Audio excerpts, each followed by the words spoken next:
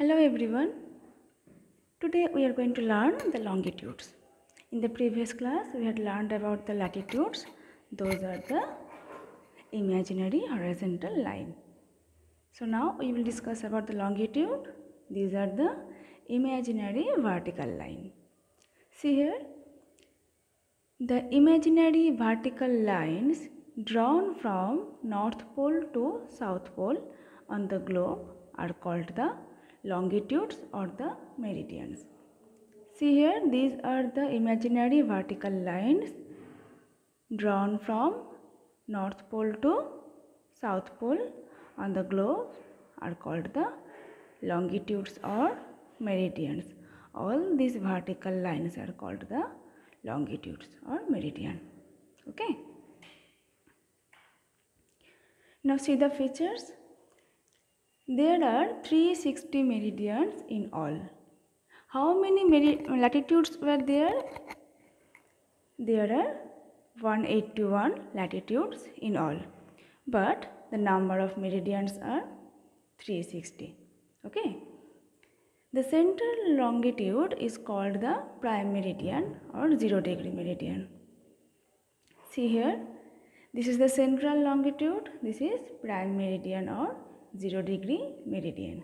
This meridian runs from the middle of the earth and it cuts vertically in two equal halves, which divides the earth into the east hemisphere and the west hemisphere.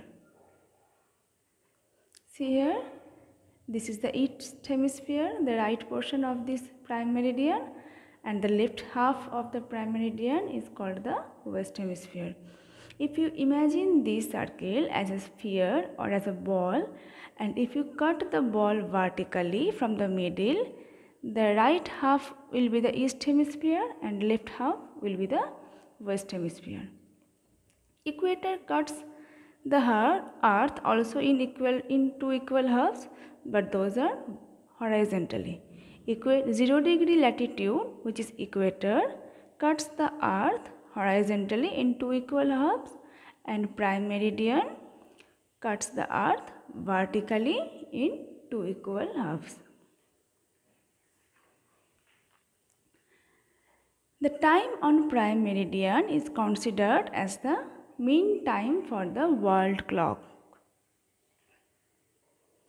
The time on prime meridian is considered as the mean time or standard time for the world clock.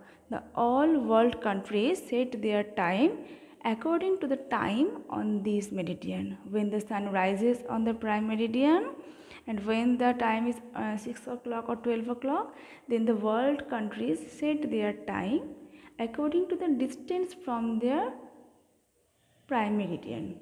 Okay. And this time is considered as the mean time for the world countries.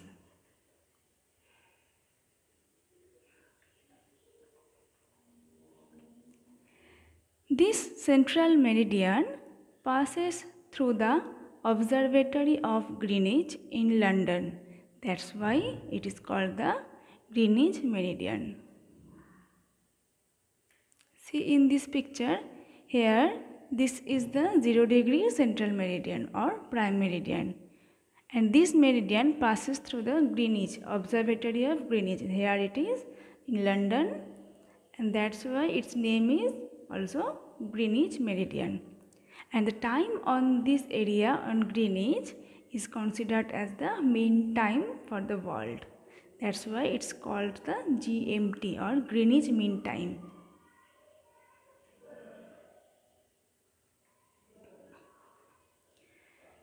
The 180 degree meridian is considered as the international date line. A new date begins after crossing this longitude. See here, this is 0 degree meridian, 180 in this side and 180 in this side. And if you round it like this, this will be the 360 meridians. Now see here. This is the 180 degree meridian. Can you see this blue line here? This is the international date line. Now say me, if it is the 180 degree meridian, then where should be the 0 degree meridian? It should be opposite to 180 degree meridian. Okay, opposite of this line will be the 0 degree prime meridian, and this is the 180 degree meridian. And then this one is the east hemisphere and this one is the west hemisphere. Now say me, why this line is like this zigzag way? Because there are some islands on the Pacific Ocean. Okay, and we had to cover these islands to calculate the dates or the calendar day. And if you cross this line in this word, a new date begins. It is forward in this way and backward in this way. So the nearest landmarks on this ocean are included under this date line. That's why this line changes its path and runs like this zigzag way. Okay. So all the features are cleared now. Now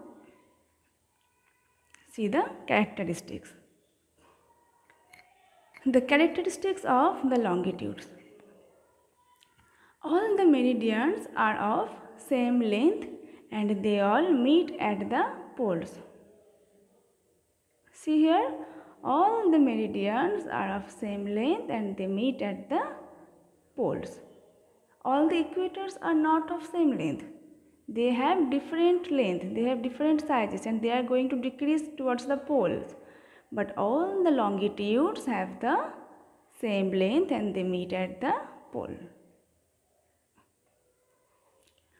All the meridians opposite to each other can form great circles and can divide the earth from the middle. You just see here all the meridians opposite to each other. Means if you join this meridian with this meridian, they can be a great circle and they can cut the earth from the middle. If you cut the cake like a pie, then the opposite line of the pies can cut the cake from the middle. Like this, the opposite longitudes also, if you join them, they create a great circle and they can cut the earth from the middle. Every longitude can cut the earth from the middle. Okay, and all these are imaginary lines, don't forget this. The sunrise happens at the same time on everywhere of a particular longitude. See, if the sun rises here, if the sun rises here on this particular longitude, then everywhere of this longitude sunrise will be happened. Okay, and if the sun moves like this way, everywhere of these longitudes can follow this movement of the sun. Okay, but in the case of equator, that should not be the same. In the case of latitudes, if the sun moves in this way, the sunrise will be happened in different times on over a particular latitude. But when it's the case of longitude, then if the sun moves in this way, everywhere of the longitude can follow the same time, can follow the same movement of the sun. Okay. Now see, the distance between two longitudes is maximum in equator and it keeps decreasing towards the poles. The distance between two longitudes are maximum on the equator. You see here the distance is maximum here and it keeps decreasing towards the pole and it joins on this pole, in this pole and this pole also. So the distance between two poles keeps decreasing towards the poles and it's maximum on the equator because of the Earth's spherical shape.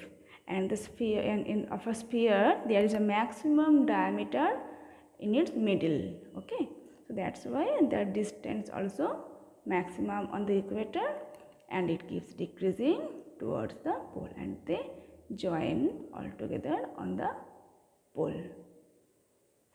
Clear? So these are the main characteristics of longitudes. I think it can clear your concept. So it's over now, and in the next video we will discuss on different topics. Till then, thank you, bye bye, take care.